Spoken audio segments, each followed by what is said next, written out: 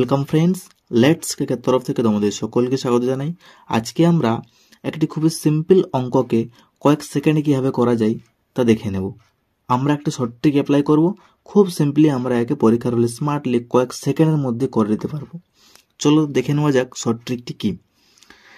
বলছে একটি শ্রেণীতে শতকরা 42 জন ইংরেজি পড়ে, শতকরা 36 জন অঙ্ক পড়ে এবং শতকরা 15 জন উভয় বিষয় পড়ে। তাহলে শতকরা কতজন ইংরেজি বা অঙ্ক পড়ে না? আমাদের চেয়েছে কতজন পড়ে না। আমরা কি করব, যখন এই ধরনের অঙ্ক থাকবে তখন কি করব,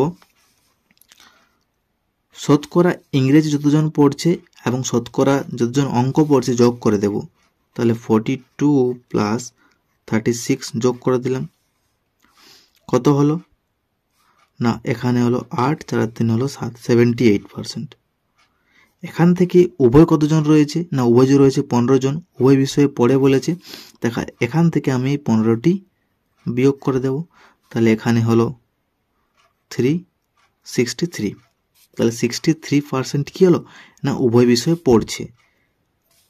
শতকরা ইংরেজি ও অঙ্ক উভয় বিষয়ে 63% পড়ছে, কিন্তু আমাদের চেয়েছেটা কি, শতকরা কতজন ইংরেজি বা অঙ্ক পড়ে না।